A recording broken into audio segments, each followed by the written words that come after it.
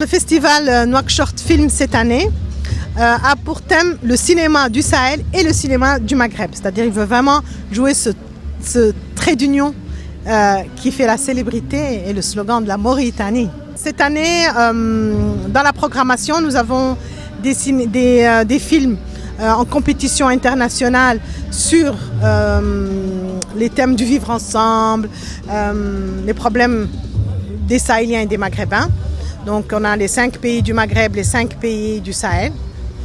Et quelques invités hors compétition, l'Égypte, l'Irak, la Libye. Et nous avons aussi des films d'atelier et des films ateliers, c'est-à-dire ce sont les jeunes Mauritaniens qui ont produit leurs films en atelier. Et nous avons le marathon. Le marathon, c'est la nouveauté de cette année. Ce sont des films tournés avec des smartphones par des jeunes, tournés et montés en même temps. Cette exposition a été réalisée et conçue pour être complémentaire en fait au festival du Nouakchott Film cette année. Nous avons décidé cette année d'employer le slogan « La nouvelle Nouakchott » en voulant répertorier les changements, notamment en termes d'infrastructures, ici à la capitale Nouakchott. Et nous avons ouvert une compétition ouverte à tous les amateurs et professionnels de la photographie de nous envoyer leurs photos répertoriant les changements qu'ils voient autour d'eux. Et surtout, le but de cette exposition, c'est pour enrichir le stock shot d'images de la ville de Nouakchott. Je suis Moussa Hamadou Djengarey, je suis producteur, réalisateur, je viens du Niger. C'est ma première participation en tout cas dans ce pays, dans ce beau pays très accueillant qui m'a permis aujourd'hui d'être présent à ce festival, Nouakchott Film Festival, la 14e édition.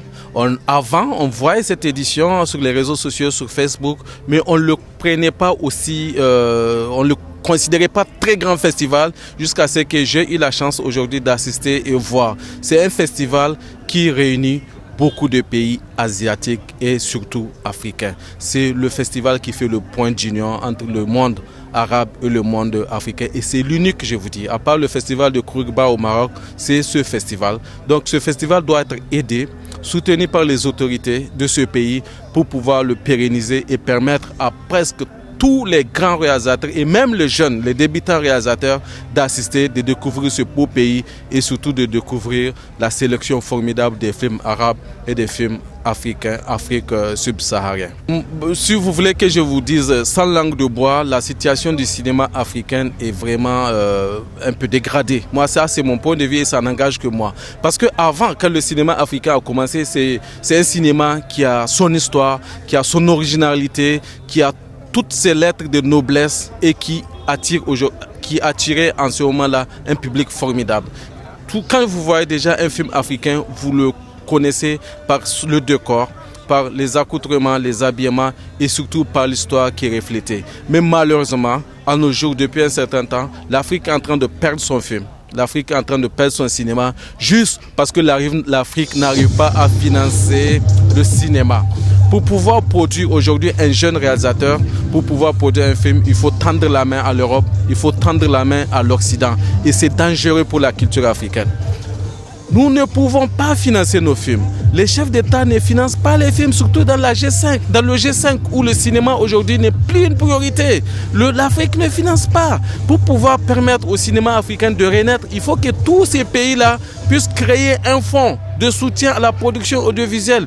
Et vous allez voir après l'importance du cinéma, l'importance de la culture. Parce que tout ce que nous mettons dans nos armées pour pouvoir combattre les extrémistes violents dans nos pays, au Niger, au Nigeria avec Boko Haram et surtout en Libye, avec le cinéma, en une seule séquence, on peut pouvoir sensibiliser la population, surtout les jeunes, à être plus patriotiques et surtout à revenir sur de bonnes décisions et rester et lutter pour le développement de nos pays africains.